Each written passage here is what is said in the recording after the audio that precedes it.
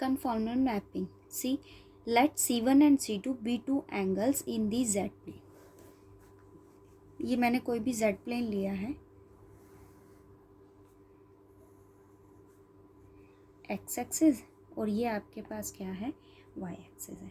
ठीक है, वो क्या कहता है, C1 और C2 आपके पास दो कर्व्स हैं. सो एक कर्व मैंने ये लेट किया और सेकंड कर्व आपके पास क्या है. ठीक है, वो क्या कहता है, Z intersect at a point P. किस पॉइंट पर इंटरसेक्ट करते हैं, वो P पर. क्या है, Z not, X not plus iota Y not at an angle alpha 1. किस एंगल पर. Then the transformation f of z which maps c1 c2 respectively on the curve c1 dash and c2 dash. वो क्या कहता है, वो किस पर map करता है f of z.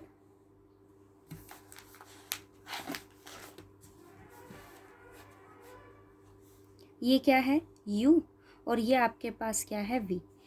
क्या कर्व्स उसने आपको दिए हैं, c1 dash and c2 dash.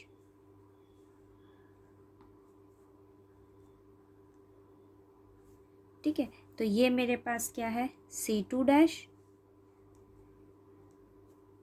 और ये क्या है, C1 डैश. किस पॉइंट पर है, P dash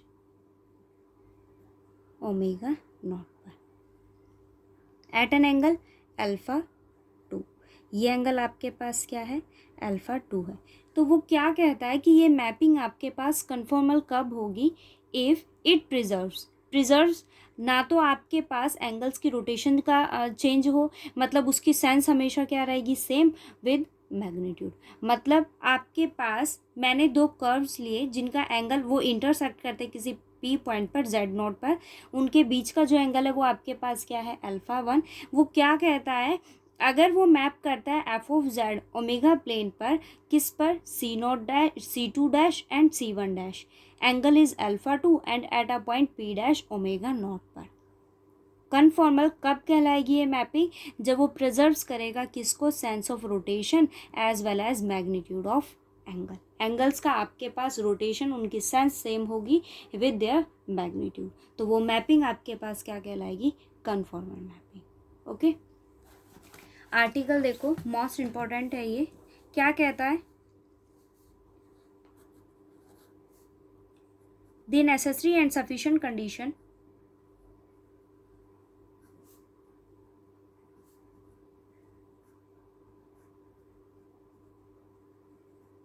sufficient conditions for the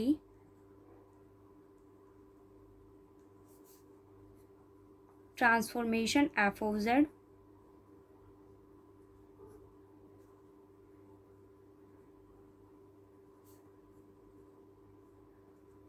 z to be conformal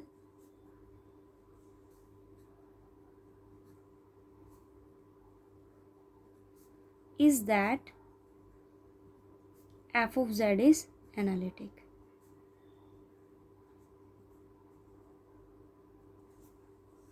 With this condition that and f dash z not equal to 0. ये आपके पास 0 नहीं है. देखो वो क्या कहता है, necessary and sufficient condition transformation f of z to be conformal is that f of z is analytic. अब मैंने यहाँ क्या लिया है, एक एंगल, आपके पास दो कर्व्स लिए हैं C1 एंड C2. मैंने दो कर्व्स यहाँ लेट किए हैं, एक आपके पास क्या है C1 और सेकंड आपके पास क्या है C2. ये X है और ये मेरे पास क्या है, Y है. ठीक है, ये मैंने एक कर्व लिया, आपके पास C1 है और दूसरा कर्व मैंने क्या लिया है, C2. उनके बीच के एंगल को मैंने किसका नाम दिया है, alpha 1, C1 and C2. Okay, ये मेरे पास क्या है, जिस पॉइंट पर वो क्या करते हैं, मीट, और वो हम क्या चूज़ करते हैं, Z नोट. सो मैंने ये क्या ले लिया, कोड Z नोट. इसके अलोंग मैंने एक एक्सिस ड्रॉ करी और ये आपके पास एक C1 कर्व है और ये मेरे पास क्या है, C2 है. ठीक है, क्या है यहाँ देखो, आपके पास एक एक्सिस मैंने यहाँ से ड्रॉ की है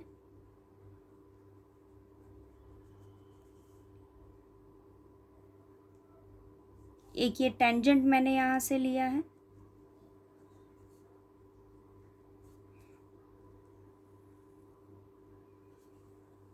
ठीक है।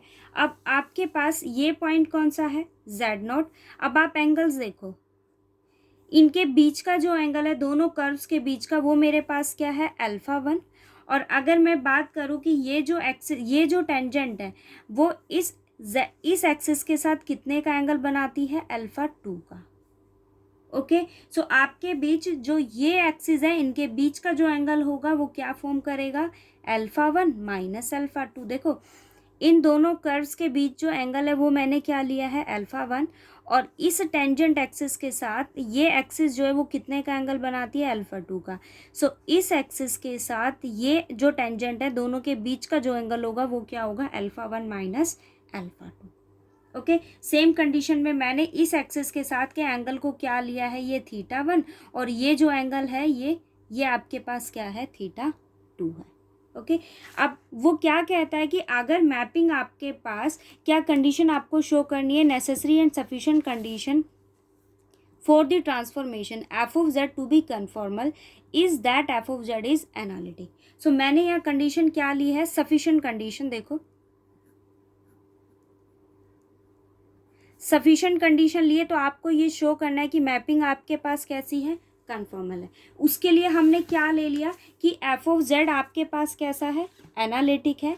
एनालिटिक है, मैंने z प्लेन के लिए क्या कर्व्स लिए हैं, C1 एंड C2। आपके पास वो किस कोड पर मीट करते हैं, z नोड पर। और ये जो एंगल है वो मेरे पास क्या है, α1। और ये एंगल जो आपके पास है वो क्या है, α2।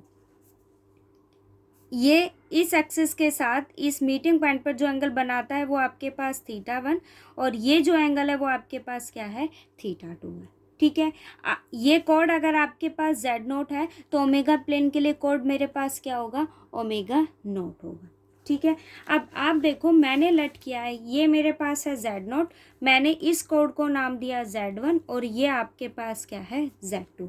अब किस कंडीशन के साथ मैंने लिया है, Z1 minus Z0, Z1 minus Z0 क्या है, R E iota θ1 and Z2 minus Z0 equals to R E iota θ2। ये क्या है, Z1, ये क्या है, Z0।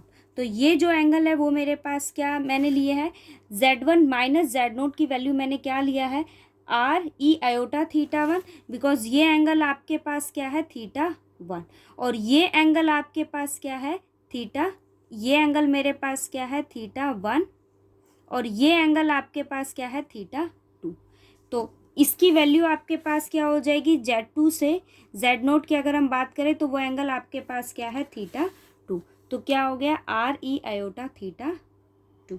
ओके, अब आपके पास ये दो कोड्स हैं। हमने क्या सपोज किया है कि α1 जो एंगल है वो आपके पास क्या है, ये।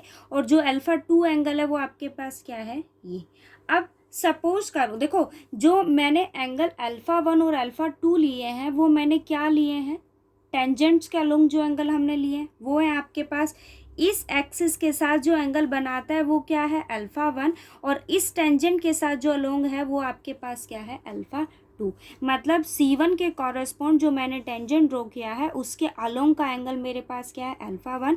और इस C2 के कॉरेस्पॉन्ड जो मैंने टेंजेंट ड्रॉ किया उसके अलोंग जो एंगल है वो आपके पास क्या है, α2 है।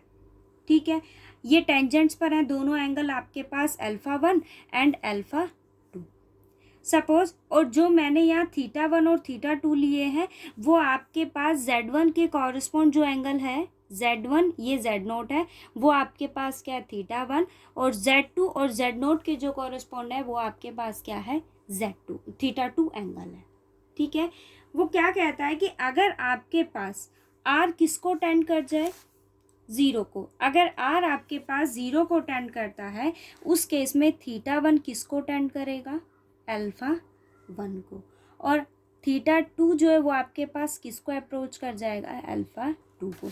अगर आर आपके पास क्या हो जाता है, ये इसकी वैल्यू अगर आपके पास 0 हो जाती है, उस केस में मेरे पास जो ये है अल्फ़ा 1 है वो किसको टेंड कर जाएगा, दोनों सेम ही हो जाएंगे ना। अगर आर आपके पास क्या हो जाता है, आर हम क्या चूज़ करते हैं, पोजीशन वेक्टर आपके पास होता है, वही अगर आपके पास 0 हो जाए तो अल्फ़ा 1 किसको, थीटा 1 जो आपके पास थीटा 1 हमने किसको चूज़ किया है, इस Z1 के कॉरस्पॉन्ड वो किसको अप्रोच कर जाएगा, अल्फ़ा 1 को। Z2 के कॉरस्पॉन्ड एंगल हमने क्या लिया है, थीटा 2 आपके पास है, वो किसको टेंड कर जाएगा, अल्फ़ा 2 को। सिमिलर हो जाएंगे वो दोनों। तो अगर आपके पास आर किसको टेंड करता है, 0 को, सो थीटा 1 किसको टेंड करेगा, अल्फ़ा 1 को, and theta 2 tends to alpha 2। Okay, अब सेम कंडीशन मैंने किसके लिए ली है, ओमेगा नॉट के लिए। क्या लिया है मैंने, सेम उसके लिए होगा आपके पास, बस इसके कोड्स चेंज हो जाएंगे। ये ओमेगा नॉट है, एंगल यहाँ मैंने क्या लिया है, अल्फ़ा 1, ये आपके पास क्या है, अल्फ़ा 1 ये एंगल, और ये क्या है आपके पास, अल्फ़ा 2। सो इसके एंगल आपके पास क्या हो जाएंगे, बीटा 1 एंड बीटा 2।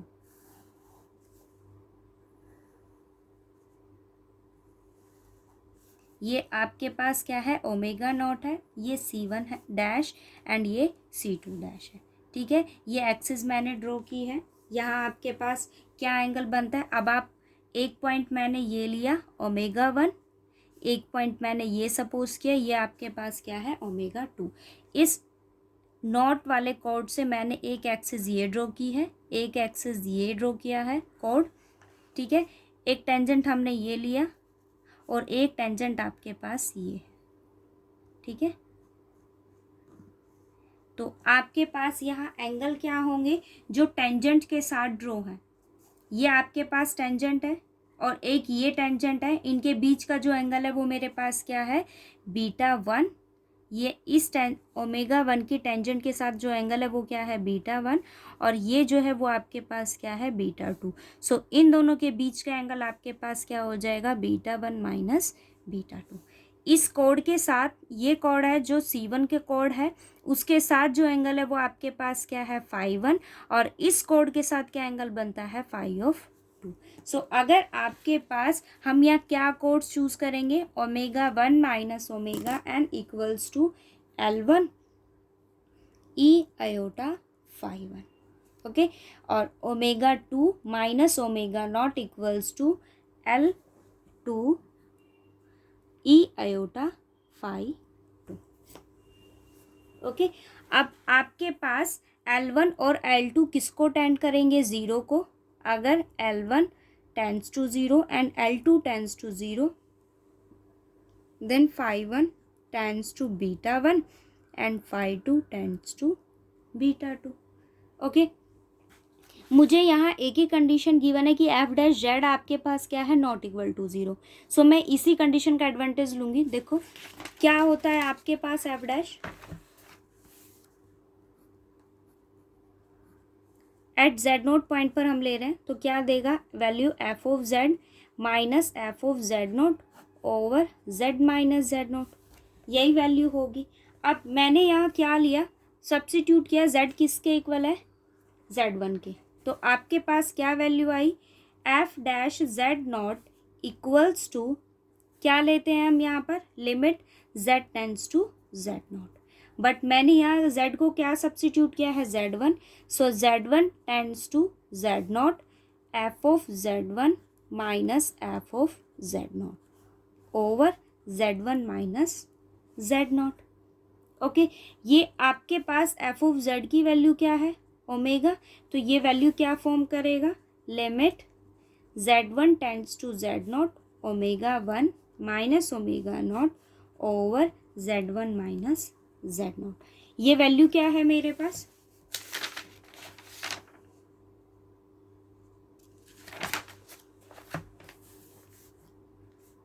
और ये आपके पास इसको टेंड करता है किस कंडीशन में, जब थीटा 1 किसको टेंड करेगा, अल्फा 1 को। ठीक है, सो यहाँ पर limit theta 1 tends to alpha 1, इसकी क्या वैल्यू है, L1 e iota phi 1 over, ये आपके पास क्या है, आर ई आयोटा थीटा 1। इसको सेपरेट कर लेंगे, limit theta 1 tends to alpha 1 L1 over r e, ये ऊपर जाएगी टर्म तो आपके पास क्या वैल्यू आ गई, आयोटा फाई 1 माइनस थीटा 1। अब आपने यहाँ क्या कोड्स चूज़ किए हैं। अब आप एक कंडीशन ये देखो, आपको यहाँ क्या गिवन है, f dash z not equal to 0। So मैं एफ डैश जेड को इसी कंडीशन में सपोज करूँगी जो मैंने यहाँ चूज़ किया है वैल्यूज़ को, ठीक है। सो मैंने यहाँ क्या लिया, f dash z not equals to r e iota lambda. Okay, अब आप इसकी वैल्यू को सब्स्टिट्यूट कीजिए तो आपके पास क्या आया, यहाँ सब्स्टिट्यूट करेंगे, r e iota lambda equals to limit theta 1 tends to alpha 1 L1 over r e iota phi 1 minus theta 1। Okay, अब आप देखो तो यहाँ आपके पास r जो है वो किसके इक्वल होगा, limit r equals to limit theta 1 phi 1 को टेंड करता है, कब, जब आपके पास r किसको अप्रोच करता है, 0 को। So limit r tends to 0 L1 over r। Second condition compare करो, ई आयोटा का कोफिशिएंट आपके पास क्या है, आयोटा का कोफिशिएंट क्या है, lambda. So equals lambda equals to theta 1 tends to alpha 1 phi 1 minus theta. Okay, but आपके पास फाई 1 किसको टेंड करता है, थीटा 1 किसको टेंड करता है, अल्फा 1 को, एंड फाई 1 किसको अप्रोच करता है, बीटा 1 को। सो आपके पास यहाँ वैल्यू क्या है, lambda is equals to beta 1 minus alpha 1। इसके लिए कंडीशन क्या है आपके पास, beta 1 equals to lambda plus alpha 1। अब आपने यहाँ क्या किया था, z को क्या सब्स्टिट्यूट किया था, z1। सिमिलर केस में अगर मैं सब्स्टिट्यूट करूँ z किसके इक्वल होगा, z2 के। सो उस केस में कंडीशन क्या आएगी, beta 2 equals to lambda plus alpha 2। Okay, यही कंडीशन आएगी। अब आप वैल्यू को सब्स्टिट्यूट कीजिए या फिर दोनों को सब्ट्रैक्ट कीजिए, आपके पास वैल्यू क्या आ गई, beta 1 minus beta 2 equals to alpha 1 minus alpha 2।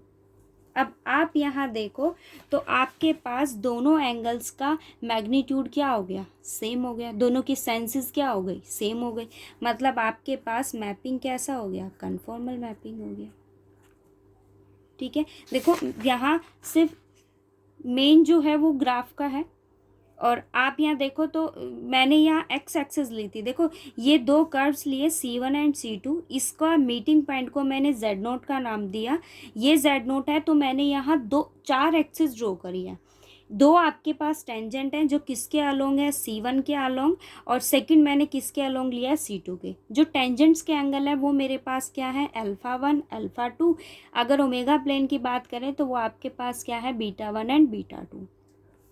Second मैंने 2 कोड्स ड्रॉ करे, C1 के कॉरस्पॉन्ड है Z1 एंड C2 के कॉरस्पॉन्ड आपके पास क्या है, Z2। Z1 के कॉरस्पॉन्ड एंगल मैंने चूज़ किया है थीटा 1, और Z2 के कॉरस्पॉन्ड आपके पास क्या है, थीटा 2। सिमिलर केस में हमने इनको वैल्यूज़ को सब्स्टिट्यूट किया है।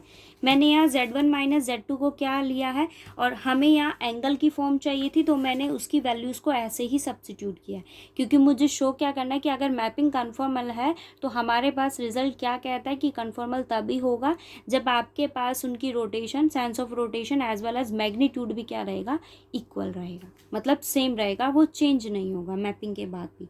ओके, सो मैंने उसको इसी फॉर्म में कंसिडर किया, r e iota theta 1 r e iota theta 2। R अगर 0 को टेंड करता है तो थीटा 1 अल्फा 1 को अप्रोच करेगा, थीटा 2 अल्फा 2 को अप्रोच करेगा। सेम कंडीशन हमने किसके लिए ली, ओमेगा प्लेन के लिए, L1 एंड L2। ये 0 को टेंड करता है तो फाई 1 बीटा 1 को, ये 0 को टेंड करेगा सो फाई 2 बीटा 2 को। एफ डैश जेड की मैंने यहाँ डेफिनेशन लगाई क्योंकि मुझे एक कंडीशन ये गिवन थी, मैंने इसी का एडवांटेज लिया यहाँ पर। और एफ डैश को मैंने सपोज किया क्या, are e iota lambda. Values सिर्फ डेफिनेशन मैंने अप्लाई करी, दो कोट्स मैंने लिए। फर्स्ट मैंने सब्सटीट्यूट किया z इक्वल्स टू z1 और सेकंड कंडीशन में मैंने क्या सब्सटीट्यूट किया z equals to z2। Limit apply करने के बाद आपने यहाँ दो सॉल्यूशन फाइंड आउट किए हैं, दोनों को अगर आप सब्ट्रैक्ट करते हो तो you have β1 minus β2 equals to α1 minus α2। आपके पास यहाँ एंगल्स की सेंसेस जो हैं वो क्या हो गई, सेम हो गई, मतलब मैपिंग कैसा हो गया, कन्फर्मल हो गया। ठीक है, अब सेकंड कंडीशन में आपके पास यहाँ क्या गिवन है, हमें क्या शो करना है, अब नेसेसरी कंडीशन। नेसेसरी कंडीशन में हमने क्या किया, लेट किया कि जो आपके पास एफ ऑफ जेड है, एफ ऑफ जेड की वैल्यू क्या है, यू प्लस आयोटा वी, कैसे है, कन्फॉर्मल है। ये मैपिंग आपके पास कैसी है, कन्फॉर्मल मैपिंग है। अब आपको ये शो करना है कि ये आपके पास कैसा होगा, एनालिटिक होगा। देखो मेरे पास यहाँ दो चीज़ें, अगर आप z प्लेन की बात करो, दो चीज़ों से मतलब यहाँ है, एक आपके पास z है और एक आपके पास क्या है, f ऑफ z। अगर z है इट मीन्स आपके पास दो वैल्यूज़ होनी चाहिए x एंड y, और अगर आपके पास f ऑफ z है तो आपके पास दो कॉरेस्पॉन्ड्स होने चाहिए, एक होगा u और दूसरा आपके पास क्या है, v है। सो मैंने यहाँ क्या लिया, लेट किया d alpha and d beta, ये दो एलिमेंट्स आपके पास किसके हैं, z प्लेन, और ये मेरे पास किसका है, ओमेगा प्लेन का। कन्फॉर्मल मेरे पास है तो मैंने यहाँ एंगल z प्लेन के लिए क्या सपोज किए थे, अल्फा आइज, और इसके लिए मैंने क्या सपोज किया था, बीटा आइज। सो मैंने उसी कंडीशन के अकॉर्डिंग मैंने डी अल्फ़ा किसका लिया, z प्लेन का, और डी अल्फ़ा मैंने किसका लिया, ओमेगा प्लेन का। अब आपको पता है कि अल्फ़ा अगर z प्लेन का है तो इसकी दो वैल्यूज़ होंगी, एक्स एंड वाई। बीटा अगर ओमेगा प्लेन का है तो इसके दो वैल्यूज़ होंगे, यू एंड वी। मतलब आपके पास डी अल्फ़ा की वैल्यू क्या होगी, d x whole square plus d y whole square. Same condition मैं अगर आपसे कहूँ कि डी बीटा की वैल्यू क्या होगी, d u whole square but d v whole square plus, okay, but u और वी दोनों किसके फंक्शन है, एक्स वाई के फंक्शन है। अब आप ज़रा डेरिवेटिव फाइंड आउट कीजिए टोटल। सो डी यू की वैल्यू मेरे पास क्या होगी, curly u over curly x d x plus curly u over curly y d y. D v की वैल्यू आपके पास क्या होगी, curly v over curly x d x plus curly v over curly y d y, यही values होंगी। अब D beta आपके पास क्या है, ये वैल्यू को सब्सिट्यूट करेंगे। सो आपके पास वैल्यू क्या आई, d beta whole square is equals to, u की वैल्यू मेरे पास ये है, कंप्लीट का स्क्वायर होगा a square, it means curly over curly x whole square d x square plus curly u over curly y whole square d y whole square plus 2ab। So 2 curly u over curly x curly u over curly y d x and d y, इसका square करेंगे, v की value d v की value यही है। So a square b square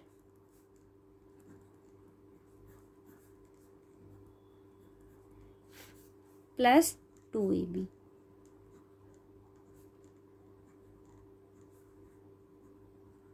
combine करेंगे इसको, d x square का coefficient क्या है, curly u x whole square plus curly v over curly x whole square plus curly u over curly x y whole square plus curly v over curly y whole square d y plus, और क्या term यहाँ से common आ सकती है, d x D y के coefficient हम बना लेंगे। क्या वैल्यू आ गई, 2 curly u over curly x into curly u over curly y plus curly v over curly x into curly v over curly y d x and d y किसके equal है, d beta के equal है। अब आपके पास क्या given है, map necessary condition है, हमने क्या सपोज किया है कि मैपिंग आपके पास कैसी है, कन्फॉर्मल है। अगर मैपिंग आपके पास कन्फॉर्मल है इट मीन्स डी बीटा और डी बीटा और डी अल्फ़ा दोनों के रेशियोज आपके पास कैसे होंगे, इंडिपेंडेंट होंगे, इंडिपेंडेंट होंगे ना। सो आप कंपेयर करो दोनों के कोफिशिएंट्स को। डी अल्फ़ा आपके पास ये है, डी अल्फ़ा क्या है, देखो मैपिंग अगर कन्फर्मल है इट मीन्स आपके पास डी अल्फ़ा और डी बीटा दोनों के रेशियोज क्या होंगे, इंडिपेंडेंट होंगे। इंडिपेंडेंट होंगे तो मैंने यहाँ क्या लिया, दोनों के कोफिशिएंट्स को कंबाइन किया।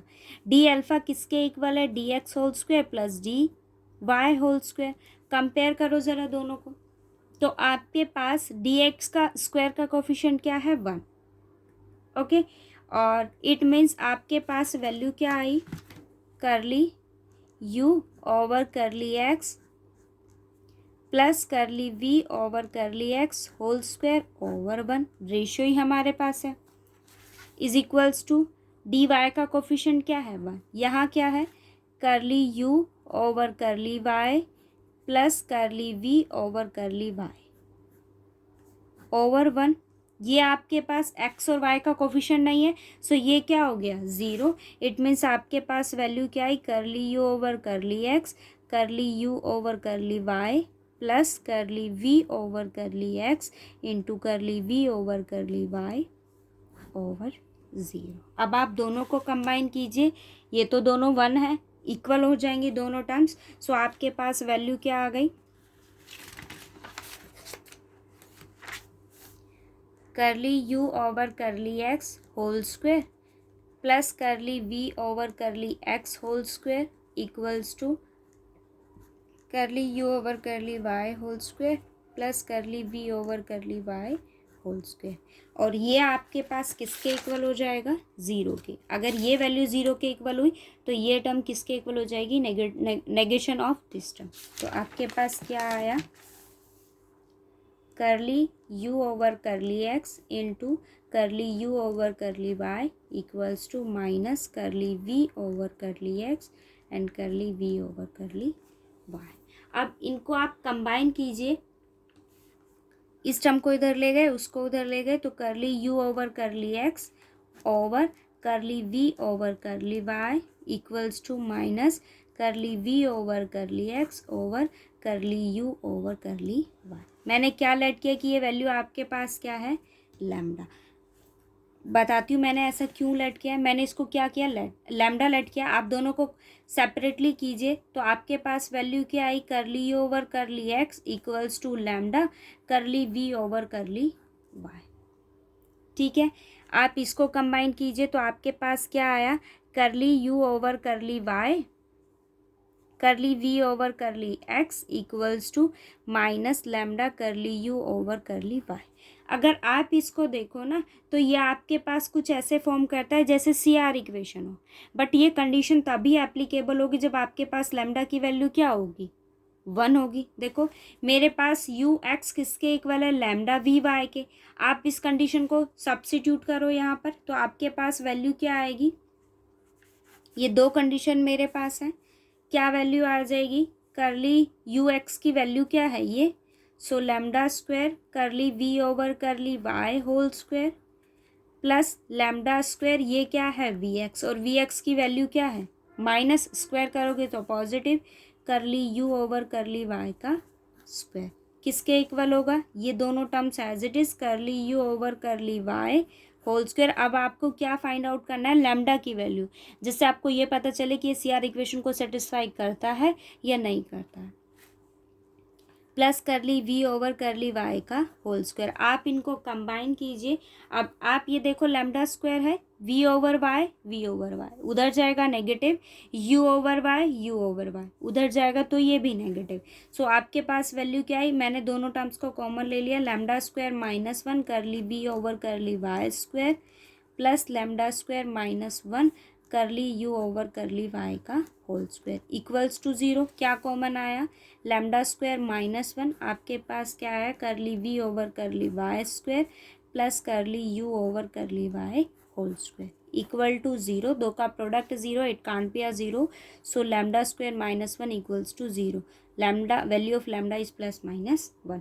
अब अगर आप यहाँ सब्स्टिट्यूट करते हो लैम्डा इक्वल्स टू 1 तो ये किसको सेटिस्फाई कर जाएगा, सी आर इक्वेशन को सेटिस्फाई कर जाएगा। यहाँ सब्सटीट्यूट करते हो then you get u x equals to v y and v x equals to minus u y. C R equation satisfy हो गई तो फंक्शन कैसा हो गया, एफ ऑफ जेड हो गया। अब सपोज कि मेरे पास अगर लैम्डा की वैल्यू -1 है, आप -1 यहाँ सब्सटीट्यूट करो, -1 सब्सटीट्यूट करोगे तो आपके पास क्या मिलेगा, u x equals to minus v y and u y v x equals to u y, दोनों इक्वल हो जाएंगे। देखो सब्सटीट्यूट किया तो आपके पास क्या वैल्यू है, u x equals to minus v y, और सेकेंड कंडीशन ये क्या हो जाएगा, पॉजिटिव, तो आपके पास क्या आया, v x equals to u y. Okay, अब आप इसको देखो तो ये फंक्शन है मेरे पास, मैंने यहाँ क्या किया, curly u over curly x को एज इट इज़ रखा, minus v curly by curly y. Okay, अब आपके पास यहाँ देखो तो फंक्शन की वैल्यू क्या है, curly u over curly Y ये है, इक्वल्स टू, मैंने इसको क्या लिखा, minus curly by curly x and minus v, again क्या हो जाएगा, पॉजिटिव। अब आप यहाँ देखो तो v को अगर मैं इस इक्वेशन के लिए v को अगर मैं -v से रिप्लेस करती हूँ तब भी वो कंडीशन को क्या कर रहा है, सेटिस्फाई कर रहा है।